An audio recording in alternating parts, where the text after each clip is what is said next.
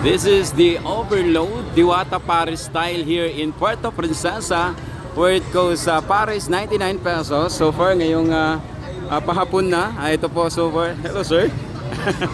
Ito yung mga ano ngayon dito, yung mga customers.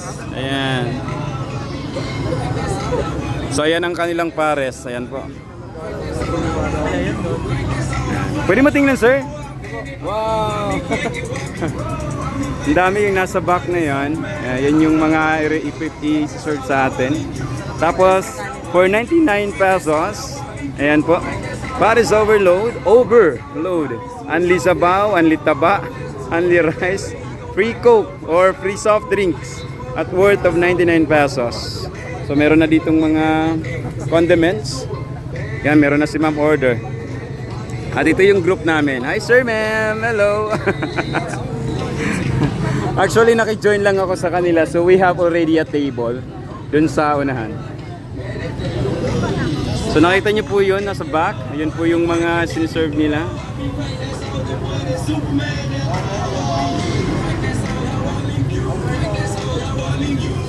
Yun. May papatong pa ba dyan o yan na yan siya? May papatong pa after? O yan na yan? Okay, sa mga condiments. So, okay. So this is already the overload. Tapos kanin, doon din no? Kukunin doon. So after nito ma-serve, kukunin mo guys, no? Okay, punin naman natin yung kanin. Yan. Dito naman yung kanin natin. Ilan yung kanin namin? Pwede magdagdag na agad? Pwede yung dagdagan, ikaw gusto mo pa ng ating kanin, dagdagan mo na lang. Yan, so pwede naman, aray ko, pwede nang patungan para makarami na. Yan, para pwede naman bumalik dahil unrealized naman dito. Ilan ang kaya mong kanin? 5, 10? Ma'am, nakailang kanin na kayo? Isa lang. Okay, let's go, let's go.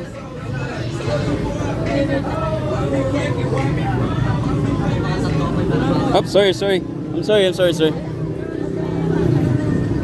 Yan. Dito na. Tapos pagkatapos ito, pwede para tayo kumuha ng kanin. Yan. So this is it.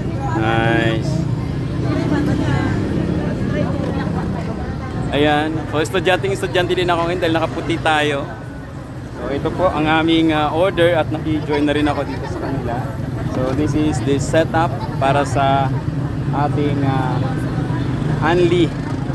Unli Paris dito sa dito.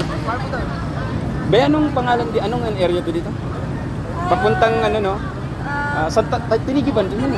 Tinigiban pa rin to. So sa Tinigiban part. So ayan po. And this is it.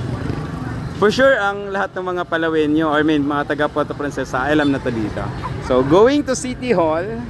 Ayan, dito yung area. Over the highway lang siya. So this is it. Shout out everyone sa mga nasasakop dito. And thank you so much for watching.